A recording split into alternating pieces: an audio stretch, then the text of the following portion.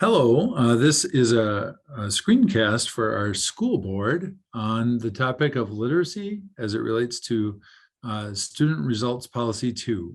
Thanks for taking the time to view this recording. My name is Rick Miller. I'm the Director of Elementary Teaching, Learning, and Equity.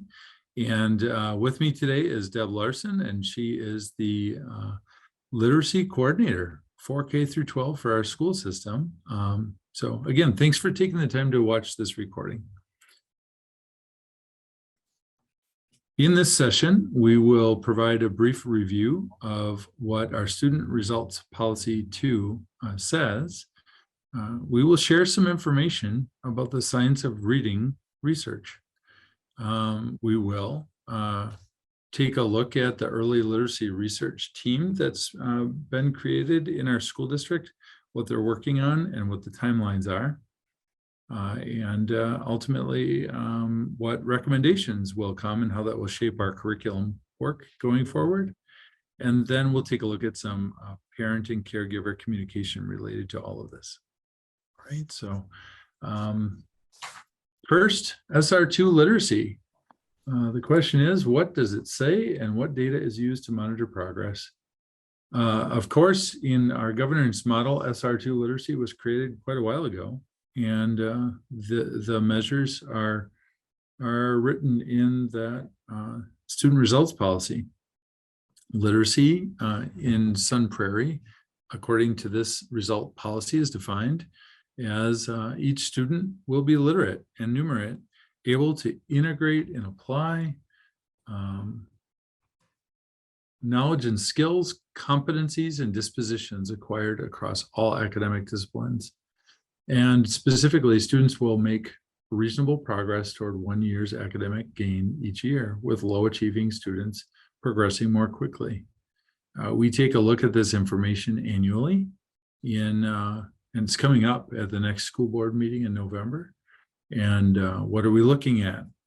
So in November, we take a look back at the previous school year, and we take a look at the measures that are stated in the student results policy. So specifically the ones listed here: the forward exam, which is state testing, the STAR assessment for literacy, which is a locally adopted standardized assessment, the ACT Aspire and ACT, and then Fountas and Pinnell benchmark assessment is a running record where a staff member sits down with a student and conducts an assessment using real books. And so those are the assessments that are named, both state, federal, and local, that are named in this results policy. So even though our school system has made some changes to these assessments and will continue to evolve going forward, what we'll be sharing at the next school board meeting is what was in place during the last school year, which is what we will be reporting on. All right, so next, we're going to share some information about the science of reading. There's a lot of research on the science of reading. We're going to talk about what is the science of reading and how it will be used to inform our work. And to do that, I'm going to pass this over to Deb Larson. Deb. Thank you, Rick. Thanks, Rick. Hi, everybody. I'm Deb Larson. I am the District Literacy Coordinator. And in order to do our best work as educators, we need to understand the science of reading and apply it to our work. So what is the science of reading? The definition is: the science of reading is a vast interdisciplinary body of scientifically based research about reading and issues related to reading and writing. And this is research that has been conducted over the last 5 decades across the world, and it is derived from thousands of studies conducted in multiple languages. Okay.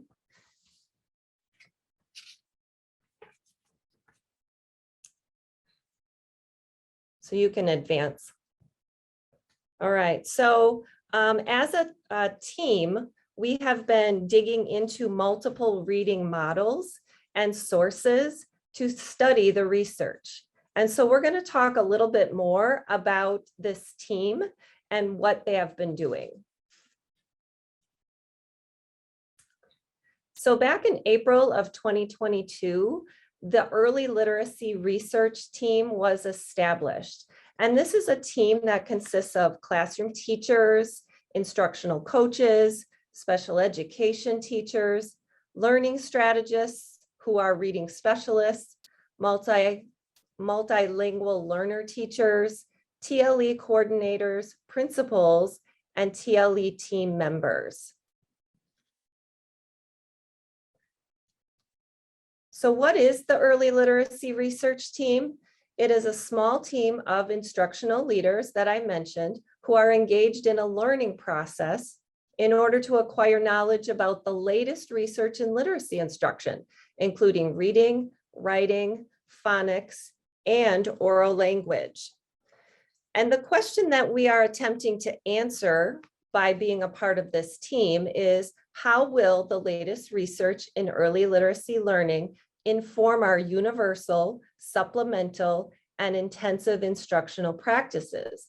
Will the changes in instructional practices in our earliest grades lead to improved outcomes for more of our learners? And so you may know, we are currently in year 2 of our curriculum renewal and design process. And the work of that is connected to our instructional framework. So from this team will come recommendations that will inform the work of the English Language Arts Steering Committee.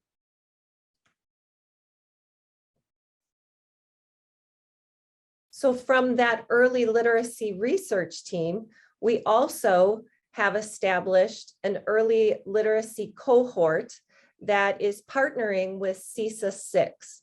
And these are also current members of the early literacy research team.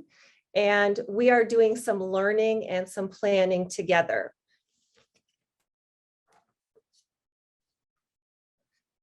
So we are very fortunate as a district to have this opportunity to partner and to consult with CESA 6 as we go through the learning, the designing, and the implementation of literacy instruction that's informed by the science of reading. So at this Early Literacy Academy, it is, we have 6 training sessions across this entire school year, and which provide PD, and it will be continuous actually for 2 school years. And we will have the opportunity to have district coaching sessions to apply the concepts and the strategies.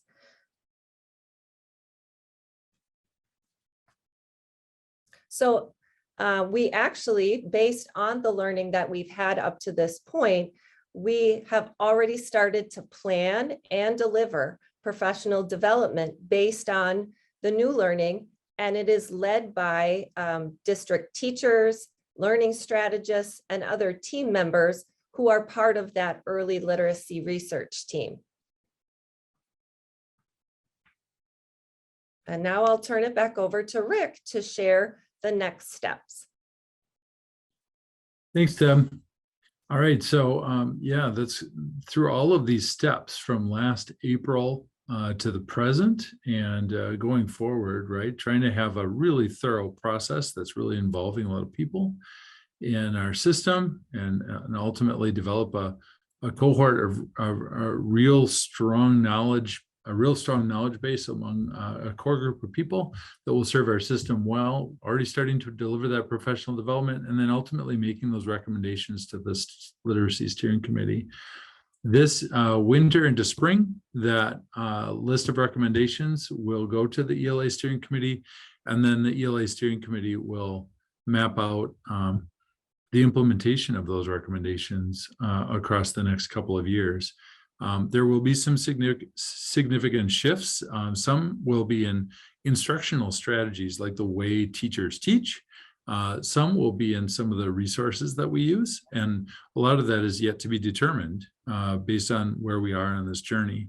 But I just want you to know that there's a very thorough and inclusive process going on, and we're not rushing that. We're taking our time so that we're making sure to be thorough and to care for people along the way. Sometimes you may hear of the science of reading referred to as like reading wars or different debates around the science of reading. We're certainly aware of that. And we know everybody involved is here because they want the best for kids. And so it's really important that we are caring for people as we apply what we're learning through this process. All right, one of those groups of people that we need to talk about is parents and caregivers.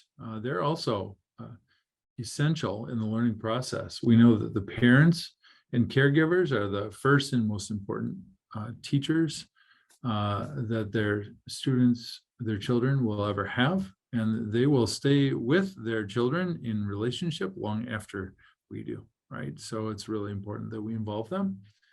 And we know that our teachers are going to be learning and applying new strategies. It's really vital that we inform parents and caregivers about what's happening so that they understand and can be supportive of those strategies. So there's some communication that has happened already, and there will be more. For example, this is a communication that was prepared drawing from some of the learning that's already occurred. I am going to click into that just to show that to you real quickly here. This information has been provided to our K through 2 educators in the school district, as well as our families that we serve. And, it talks about what is the science of reading. How is our school district using the research to inform how primary literacy is taught? And how parents and caregivers can support literacy learning, right? So some practical application for parents and caregivers. We'll provide a copy of this for you, the school board, at the meeting when we're together as well. So you can take a look at that. It's also linked on the school district website for your information. All right, so ultimately, we'll continue that communication. That's the information we've prepared for you today. And again, I'm going to come back to why, right? Like ultimately, this is some information that shows we're taking steps toward continuous improvement in the area of literacy. We're doing that because we monitor the impact of teaching and learning in our school system. SR2 is one way that we do that. We're always learning new things, and the science of reading is a part of that journey for us this year and into the future. The early literacy research team and the process that we're engaged in is a thorough one, and we're involving our parents and caregivers as key partners in the learning process. So Deb and I want to thank you for viewing this presentation, and we'll look forward to having a conversation with you about this topic and how it will be a part of our continuous improvement efforts in literacy going forward when we see you at the board meeting. Thank you. Have a good day. Thank you, everyone.